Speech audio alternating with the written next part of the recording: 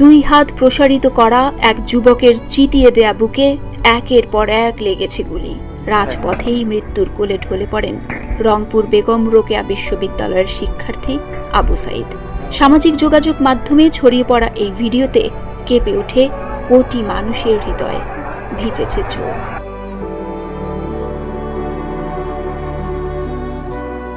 Video দেখে একদিকে আবু সাইদের নির্মম মৃত্যুতে যেমন শোকাহত হয়েছেন সাধারণ মানুষ, তেমনি ওই পুলিশের ওপর উগরে দিয়েছেন তীব্র ক্ষোভ ও নিন্দা। সামাজিক যোগাযোগ মাধ্যমে ছড়িয়ে পড়া বিভিন্ন পোস্টে দাবি করা হচ্ছে গুলি চালানো ওই পুলিশের নাম ইউনুস আলী, বাড়ি রংপুর। অনেকেই তাকে অবিলম্বে শাস্তির আওতায় আনার দাবি জানিয়েছেন।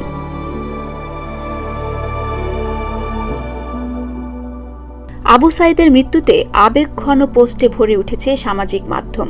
জাহান সুলতানা নামের একজন লিখেছেন, আবু সাইদ বুক পেতে দাঁড়িয়েছিল। সে হয়তো ভাবেনি পুলিশ তাকে সত্যি গুলি করবে, তাই প্রথম গুলিটা খেয়ে সে একটু হতভম্ব হয়ে কেঁপে উঠল। জাহান সুলতানার এই পোস্ট নিমিষেই ভাইরাল হয়ে যায়।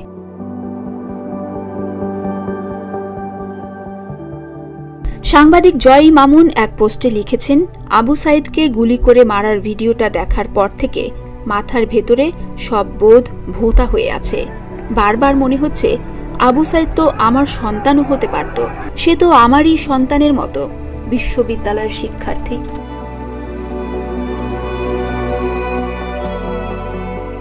প্রত্যক্ষদর্শীরা বলেন, মঙ্গলবার বিশ্ববিদ্যালয়ের ১ নম্বর গেটের সামনে পুলিশের মুখোমুখি ছিলেন সাইদ। পুলিশ আক্রমণাত্মক হলে তিনি ২ হাত প্রসারিত করে বলেন, আপনারা আমার ভাই বোনের ওপর আর গুলি ছুড়বেন না, আমাকে গুলি করুন, তারপরেই চলে গুলি।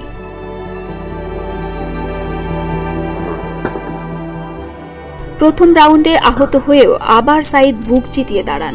ক্রমাগত রাবার বুলেটের মুখে এক পর্যায়ে পিছু হটেন, বসে পড়েন সড়কে। একসময় আন্দোলনকারী একজন দৌড়ে এসে তাকে ধরে নিয়ে যান।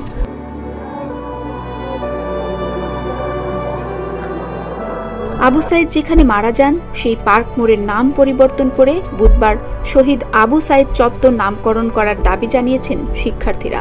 সেখানে আবু সাইদ চত্বর ব্যানার টাঙিয়ে দিয়েছেন শিক্ষার্থীরা। হৈমন্তী শুক্লা, প্রতিদিনের বাংলাদেশ।